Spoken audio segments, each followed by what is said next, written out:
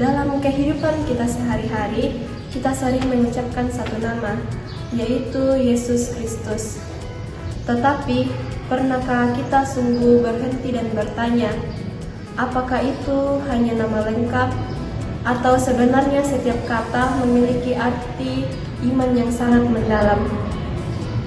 Jujur saja, saya dulu itu berpikir bahwa itu memang nama lengkap, seperti nama depan, tengah, dan nama belakang.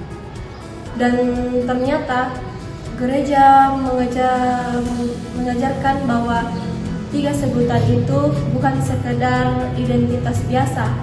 Di dalamnya terkandung seluruh iman Kristiani tentang siapa Yesus sebenarnya. Oke, dalam teologi gereja, pembahasan tentang siapa Yesus disebut kristologi. Nah, apa itu kristologi?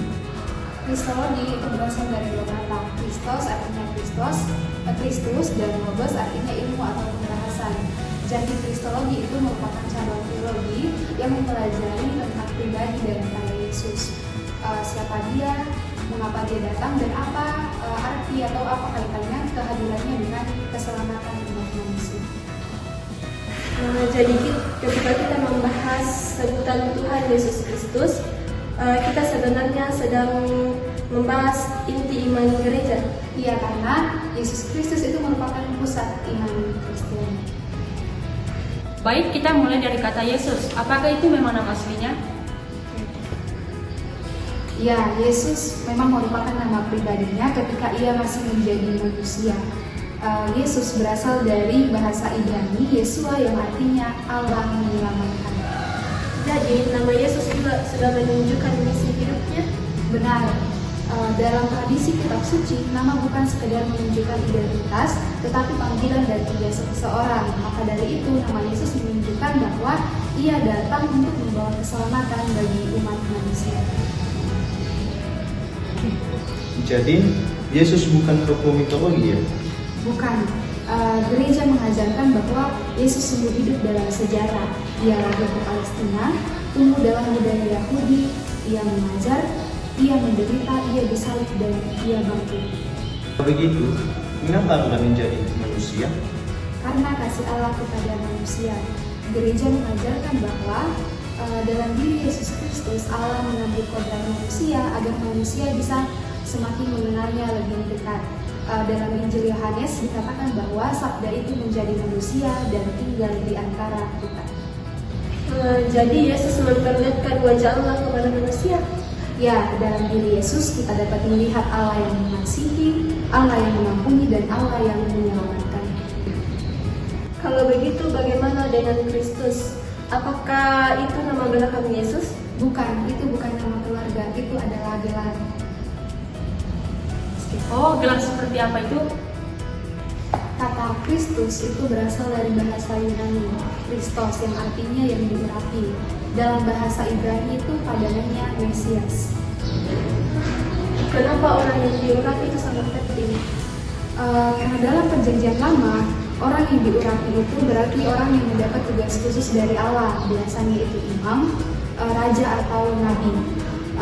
Pengurapan ini melambangkan bahwa orang tersebut diutus dan dipilih langsung oleh Allah. Jadi, ketika Yesus disebut Kristus, artinya ia adalah Mesias yang dinantikan oleh bangsa Israel. Tepat sekali, bangsa Israel menantikan penyelamat yang dijanjikan oleh Allah, dan gereja percaya bahwa janji tersebut terpenuhi dalam diri Yesus.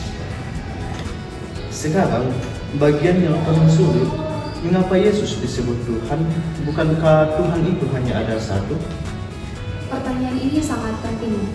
Dalam iman gereja, menyebut Yesus sebagai Tuhan itu berarti mengakui keilahiannya. Artinya Yesus sungguh Allah. Ya, gereja mengajarkan bahwa dalam pribadi Yesus terdapat dua kodrat, sungguh Allah dan sungguh manusia. Bukan setengah Allah dan setengah manusia, tetapi sepenuhnya Allah dan sepenuhnya manusia. Bagaimana mungkin itu bisa terjadi? Itulah misteri inkarnasi. Allah menjadi manusia tanpa kehilangan keilahiannya.